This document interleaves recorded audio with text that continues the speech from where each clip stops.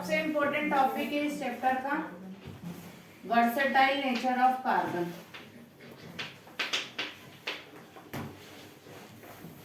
Versatile nature of carbon. Two characteristics of carbon makes it unique in compared to other elements. कौन से दो characteristic बताए थे मैंने आपको? Catenation and tetravalency. So these are the two characteristics which makes carbon a versatile element or unique element. है ना? ये पूछते हैं बोर्ड में. What is catenation? Catenation means self-linking property. Self-linking मतलब कार्बन से कार्बन के जुड़ने की property.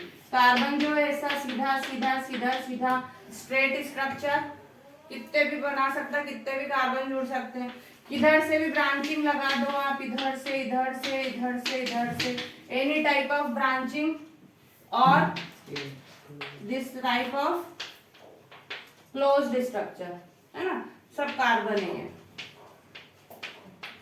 So self-linking property of carbon atom is known as catenation and this is the unique feature of only carbon. दूसरा कोई element ऐसा नहीं है जो ये वाली कैरेक्टर शो करता है. ठीक है. और दूसरी प्रॉपर्टी क्या बोली आपने? Tetravalency.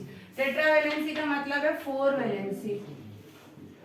So carbon has valency 4. इसे एक्सप्लेन करते हैं. इसको 4 वैलेंसी है. 4 मैक्सिमम टाइप से अलग अलग एटम से या खुद से जुड़ के जो है it can form various types of compounds. तो ये दो प्रॉपर्टीज की यूनिक कैरेक्टर है. ठीक है, क्लियर है? इतना सबको क्लियर है? नेक्स्ट वन आता है आपका allotropes of carbon. Allotropes of carbon. What is the meaning of allotrope? Allotropes of carbon. Different forms of carbon. Allotrope का मतलब होता है अलग अलग physical form. Different physical form of any element. एक ही एलिमेंट है. अभी हम किसकी बात कर रहे हैं? कार्बन की. तो कार्बन के ही अलग अलग फॉर्म हो जिनके स्ट्रक्चर पूरी तरह से डिफरेंट हो. स्ट्रक्चर पूरे कैसे मिलेंगे? डिफरेंट. स्ट्रक्चर अलग होता है तो फिजिकल प्रॉपर्टी भी अलग होती है. फिजिकल प्रॉपर्टी भी कैसी मिलेगी आपको? डिफरेंट. बट हम बोल रहे हैं कि काय से बने हुए होते हैं वो सारे? एक ही एलिमेंट से. तो केमिकल प्रॉपर्टी कैसी आएगी? सेम. केमिकल प्रॉपर्टी सबकी आ जाएगी सेम. ये 3 जो है या ये बोल सकते हैं हम 4 फीचर्स हैं किसके? Allotropes. Allotropes means different physical forms of any element which have different structures, different physical properties but similar chemical properties. ठीक है.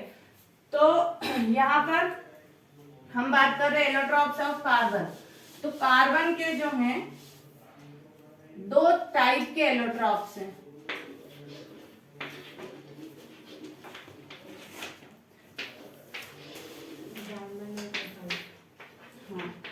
नेचुरल एलोट्रॉप है एक तो, और दूसरे कौन से होते हैं? Artificial. Natural allotropes means which are naturally found in nature, naturally occurs. क्या कौन कौन से बताएं आपको? Diamond and graphite. डायमंड और ग्रेफाइट. और आर्टिफिशियल में एक ही के बारे में हमको पढ़ना है, बकमिंस्टर फुलरेंस, BMF. ठीक है. तो जैसे कि आपको चैप्टर जो है आधे से ज्यादा कट हो गया.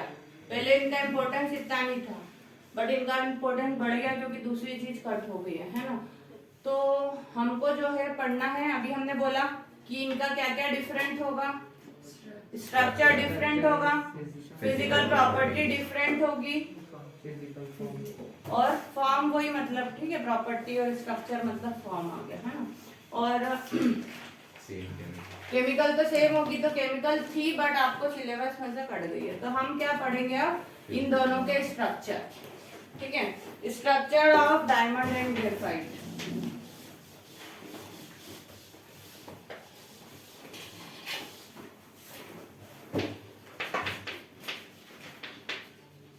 Structures, the structure of diamond and graphite. एक तरफ हम डायमंड का बना लेते हैं, एक तरफ ग्रेफाइट का बना लेते हैं।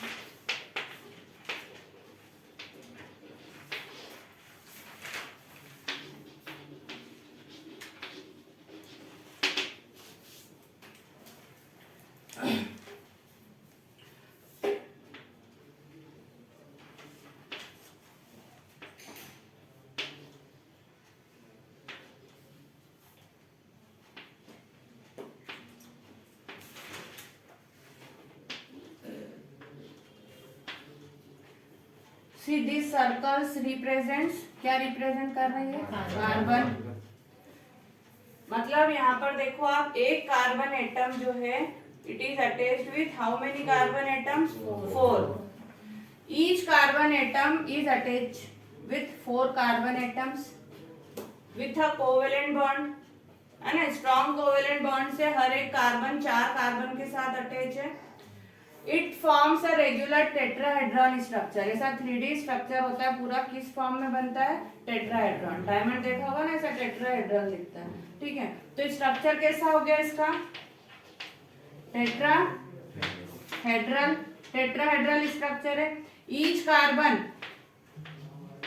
is attached to how many carbon, 4 carbon.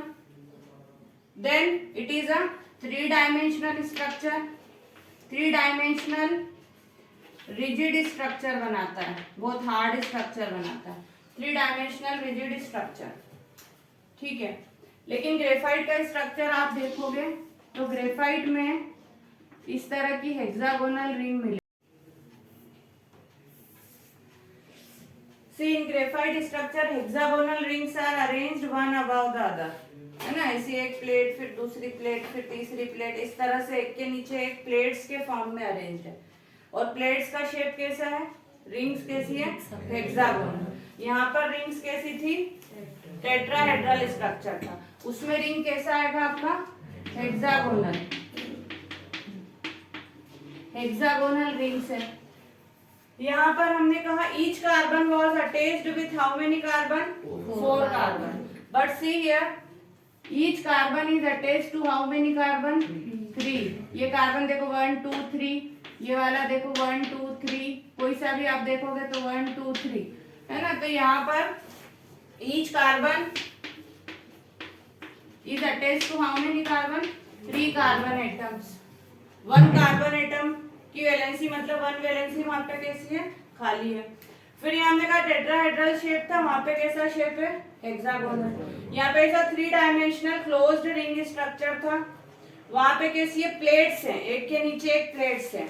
और ये प्लेट्स आपस में कैसी अटैच्ड हैं, वंडरवाल फोर्स ऑफ अट्रैक्शन से अटैच्ड है। और ये वंडरवाल फोर्स कैसा होता है, वीक।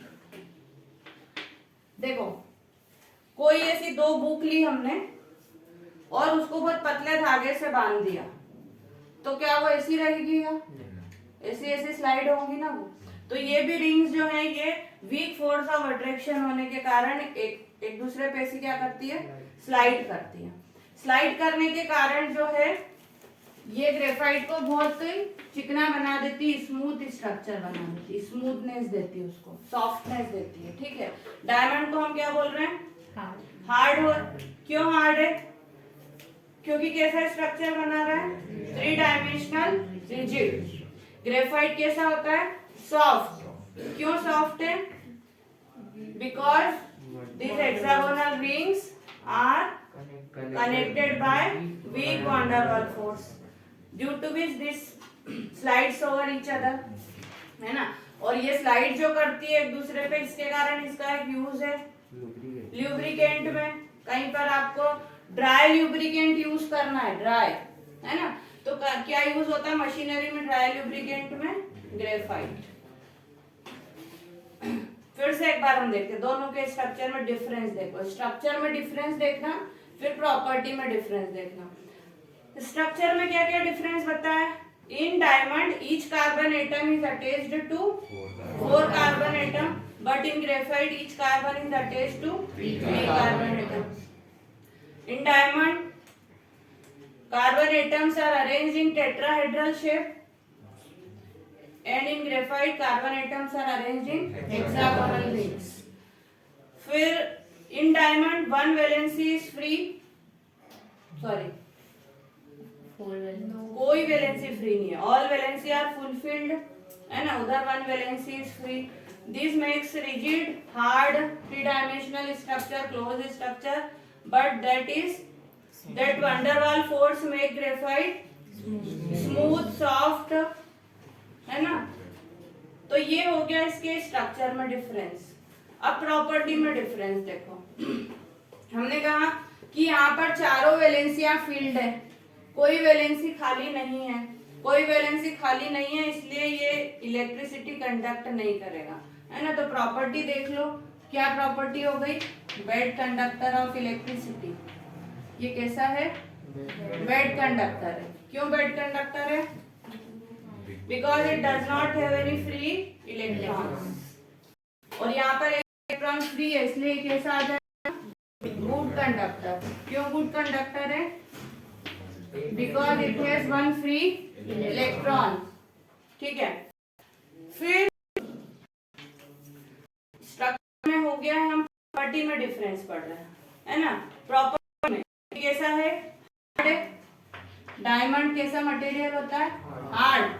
और ग्रेफाइट को हमने क्या, कैसा है? सॉफ्ट है। ठीक, और क्या डिफरेंस दिख रहा है आपको? प्रॉपर्टी में क्या डिफरेंस दिख रहा है? हाँ, बोल सकते हैं। इसका मेल्टिंग बॉइलिंग पॉइंट कैसा होगा? हाई, और उसका कैसा होगा इसके कंपेयर में? लो। मेल्टिंग बॉइलिंग पॉइंट हाई जाएगा और उसका कैसा जाएगा? लो। और क्या, और कोई डिफरेंस दिख रहा है?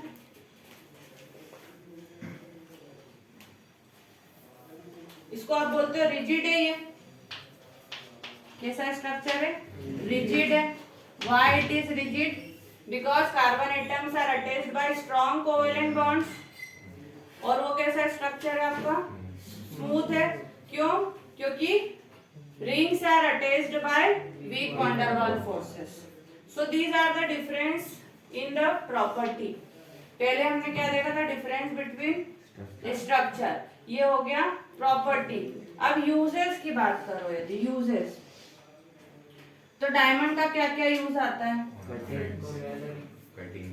देखो, हम बोल रहे कैसा मटेरियल है? हार्डेस्ट बोल सकते हो आप इसको, हार्डेस्ट है, बहुत ज्यादा हार्ड है। तो ऐसी चीजों को काटने में जिसको कोई औजार नहीं काट सके, ऐसी चीजें डायमंड से कटती है। जैसे रॉक्स, बड़ी बड़ी चट्टानें, है ना? ये जो टाइल्स होती हैं, उसको पर्टिकुलर शेप देना है, एकदम बारीक बारीक कहीं पे कलाकारी करके उसको लगाना है ना? उसके बाद मिरर्स में कांच नाजुक होता है, टूट जाएगा, लेकिन डायमंड से बहुत आसानी से कट जाता है। तो ये कटिंग हार्ड मटेरियल्स, बहुत हार्ड मटेरियल को काटने में यूज में आता है। ठीक है, दूसरा काय में यूज में आ रहा है? ज्वेलरी में, है ना?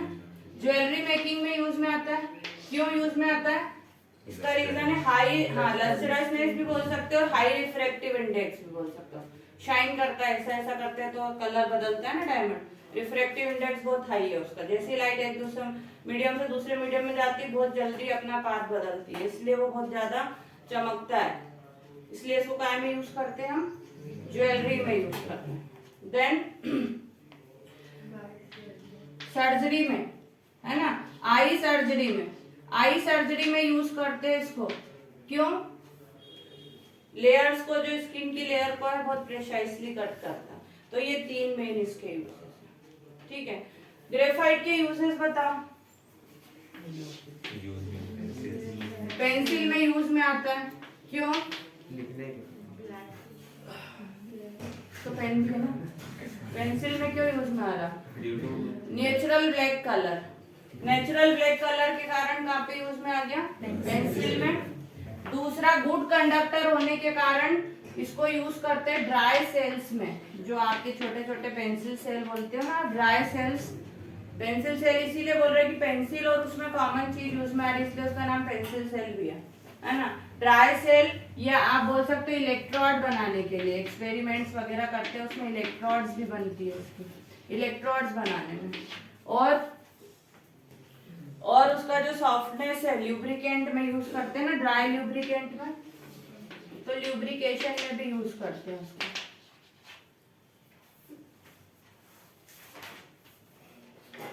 ठीक है, क्लियर है? 3 चीज अलग अलग पढ़ी। पहला क्या हो गया? स्ट्रक्चर, दूसरा प्रॉपर्टी, और तीसरा यूजेस। ठीक है, पॉज करते हैं। अभी आ जाओ organic compound. What is the meaning of organic compound? Organic compound mean compound made up of carbon. हमने बोला कार्बन हो गया, एल्डिहाइड में फंक्शनल ग्रुप सी जुड़ता है, कीटोन में फंक्शनल ग्रुप जो ये सब कटे हैं आपके सिलेबस में से, फिर भी ऐसे हम लिख लेते हैं।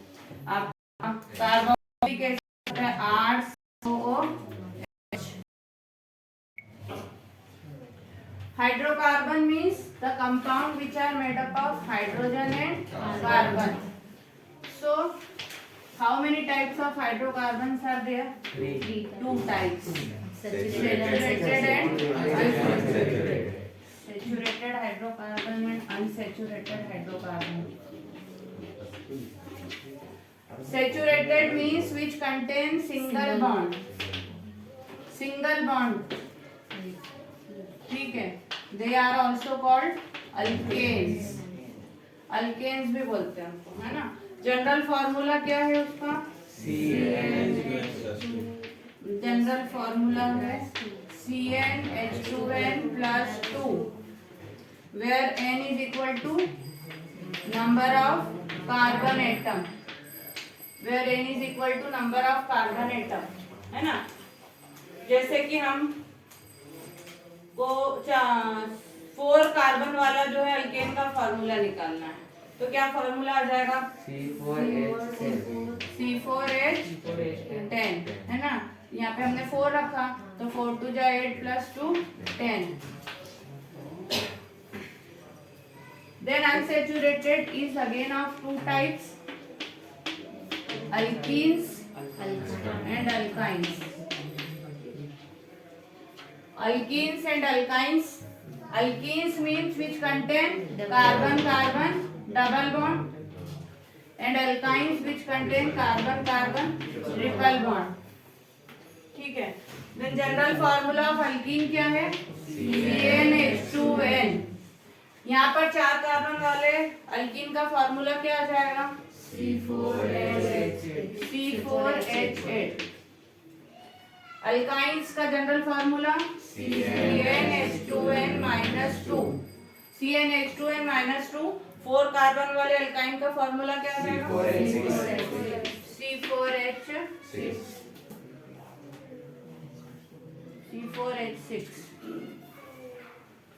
ठीक है। So this is the general introduction of hydrocarbon, alkane, alkene, alkyne. अब आपको ध्यान रखना है, नॉमेनक्लेचर हम देखेंगे तो यदि अल्केन, अल्कीन और अल्काइन में जो है प्रीफिक्स नाम में कैसे बताए थे आपको? प्रीफिक्स कैसे बताए थे? कॉमन। प्रीफिक्स कैसे आएंगे दोनों में? कॉमन। सफिक्स बदल जाएंगे। मैंने आपको बताया था 1 कार्बन के लिए, 1 कार्बन के लिए प्रीफिक्स क्या लगेगा? Meth, 2 carbon eth, 3 carbon prop, 4 carbon but, 5 carbon pent. ठीक है, 5 बहुत है अभी के लिए, मान लिया। So these are the prefix. It will be common for all the 3. Suffix will be different. Alkane है एक कार्बन वाला, तो मीथ के साथ सफिक्स क्या जुड़ जाएगा? ANE। एक कार्बन वाले अल्केन का फॉर्मूला क्या हो जाएगा? मीथेन, है ना। अल्कीन है तो सफिक्स क्या जुड़ जाएगा? ENE, है ना। जैसे हमने जो नीचे लिखा है 4 कार्बन वाला, 4 कार्बन के लिए प्रीफिक्स क्या लगेगा? ब्यूट, और सफिक्स क्या लगा देंगे? इन, तो उसका नाम क्या हो जाएगा? ब्यूटीन। इसका नाम क्या हो जाएगा? ब्यूटेन। ये तो कॉमन है। सफिक्स क्या लगाना है? ANE, S तो हमने इस तरह लिखा था ऐसे, है ना। सफिक्स ANE लगाना है, तो इसका नाम ब्यूटेन हो गया। इसका नाम क्या हो गया? ब्यूटीन। और उसका नाम क्या हो जाएगा? ब्यूटाइन। यहाँ पे सफिक्स क्या जोड़ना है आपको? YAE। ठीक है। तो जनरल नॉमेनक्लेचर भी आपको यहाँ से समझ में आ गया कि प्रीफिक्स तो सब में कॉमन है, ये याद करना पड़ेगा। 1 कार्बन के लिए मीथ, 2 के लिए ईथ, प्रॉप, ब्यूट, पेंट। सारे सिंगल बॉन्ड है तो ANE लगा देना है, एक भी डबल बॉन्ड आ गया तो ENE लगा देना है, और एक भी ट्रिपल बॉन्ड आ गया तो YNE लगा देना है। ठीक है, क्लियर है इतना?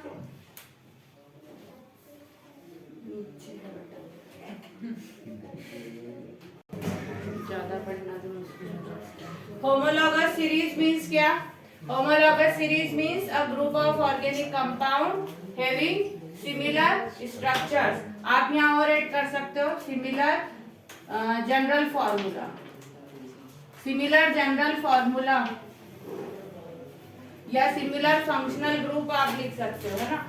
ऐसे ऑर्गेनिक कंपाउंड के ग्रुप जिनका क्या हो? फंक्शनल ग्रुप एक हो, जनरल फॉर्मूला एक हो, स्ट्रक्चर एक हो, केमिकल प्रॉपर्टी भी एक होगी क्योंकि कंपोजिशन सेम होगा, ये सेम है तो, बट डिफरेंट क्या हो जाएगा?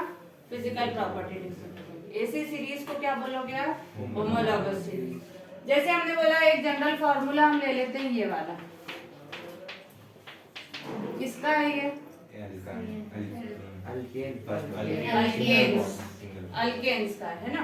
तो अल्केन की एक सीरीज बना लो, ये बन गया, क्या नाम है इसका?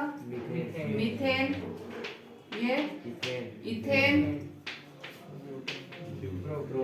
प्रोपेन, देन ब्यूटेन, है ना।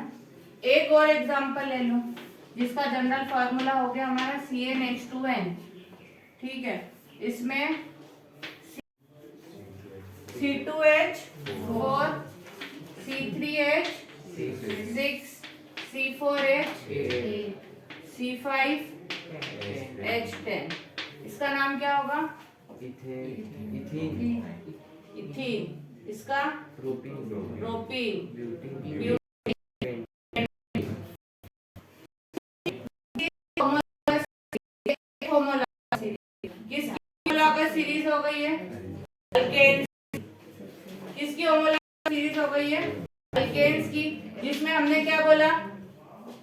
स्ट्रक्चर सबके सेम है, जनरल फॉर्मूला का सेम है, सबके कंपोजिशन सेम है, सब हाइड्रोकार्बन है। इस कंपोजिशन से तो केमिकल प्रॉपर्टी भी कैसी सेम आएगी, लेकिन क्या अलग हो जाएगा? फिजिकल प्रॉपर्टी अलग हो जाएगी।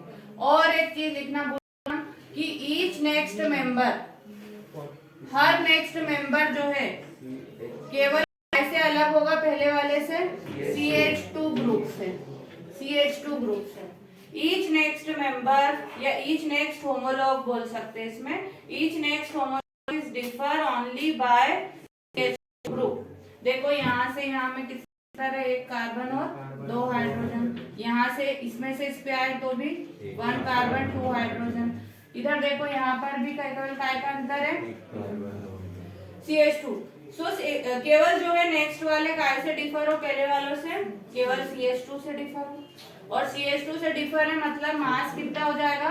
14 यूनिट मास। कार्बन का मास कितना? 12। हाइड्रोजन का मास 1 और 2 है तो कितने हो गए?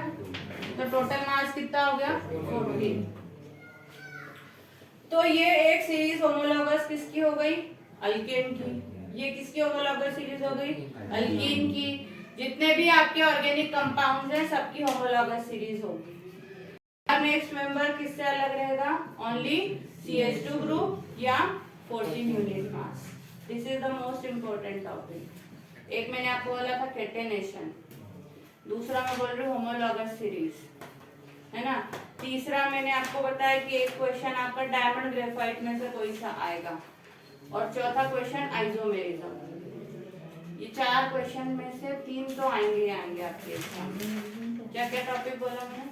Catenation, homologous series, diamond graphite और चौथा आइसोमेरिज्म। इनमें से आना ही आना है इस चैप्टर में से, है ना। तो एक बार और देखो, what is homologous series? Homologous series ऐसी सीरीज है एक जैसे ऑर्गेनिक कंपाउंड्स की जिसमें हर मेंबर पहले वाले मेंबर से किससे अलग है? केवल CH2 ग्रुप से अलग है। General formula same. अब देखो यहाँ पर इसी में आपकी इनकी कैरेक्टरिस्टिक भी आ गई कि भाई क्या क्या इनके कैरेक्टरिस्टिक है, होमोलॉगस सीरीज की प्रॉपर्टी क्या है, तो उसी में से निकाल दो। क्या बोला हमने? पहली प्रॉपर्टी क्या आ गई? जनरल फॉर्मूला कैसा आएगा इनका? सेम। तो they have same general formula. फिर क्या बोला हमने? दे हैव सिमिलर स्ट्रक्चर, ये दूसरी कैरेक्टरिस्टिक हो गई। They have similar structure, they have similar chemical properties, they have different physical properties. Each next member is differ only by CH2 group, ये पांचवी प्रॉपर्टी। और each next member is differ by 14 unit mass, ये छठी property. ठीक है, तो definition में ही उसकी properties भी हैं। एग्जाम्पल आप लिख दो किसी भी एक सीरीज का, 3 या 4 कंपाउंड होते हैं, ठीक है ना। तो 2 से 3 नंबर का क्वेश्चन बनता है आपका, कुछ भी पूछे इससे रिलेटेड आपको, बट ये आएगा जरूर होमोलॉगस सीरीज।